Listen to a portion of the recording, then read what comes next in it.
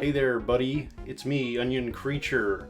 I have video for you today. Let's go. Today's subject is Kirby's 3D Garden, a thing made in Game Builder Garage. If you don't know what Game Builder Garage is, it's a sort of game-making tool / application that Nintendo released in June.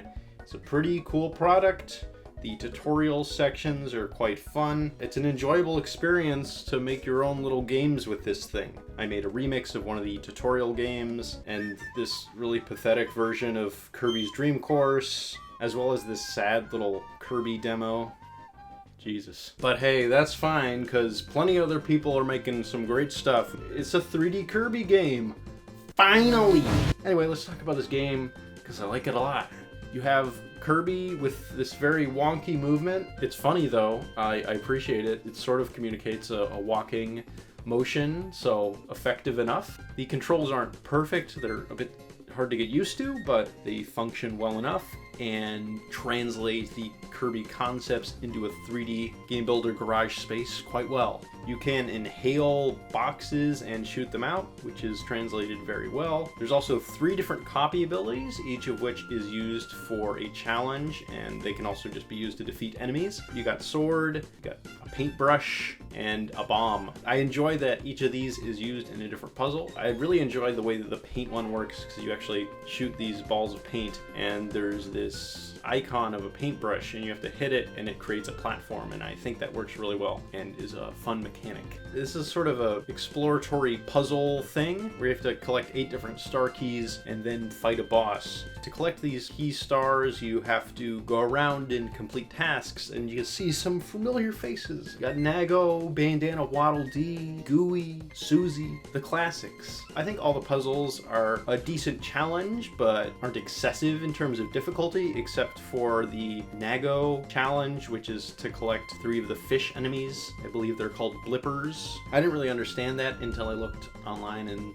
someone had asked the creator about it, and it said you had to get 3 blippers to Nago, which I did not figure out on my own, but that was the only one that gave me too much trouble. The rest were fairly intuitive and enjoyable to complete. So then you fight Whispy Woods. Of course, it would not be a complete Kirby experience without a Whispy Woods boss fight. This is actually one of the more difficult Whispy Wood encounters in my experience.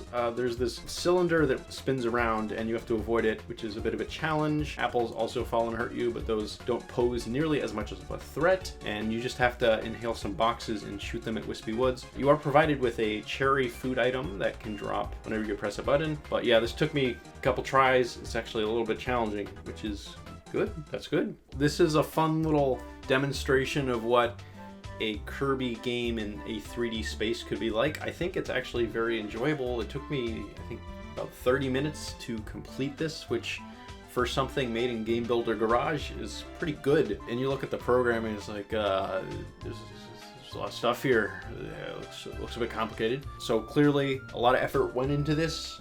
The maximum node-on count was reached. You can kind of tell because there's a fair amount of content for a Game Builder Garage game. Yeah, this is a fun demonstration of how a Kirby game might work in 3D. It's a good time. If you have Game Builder Garage, you can enter code here and then play it.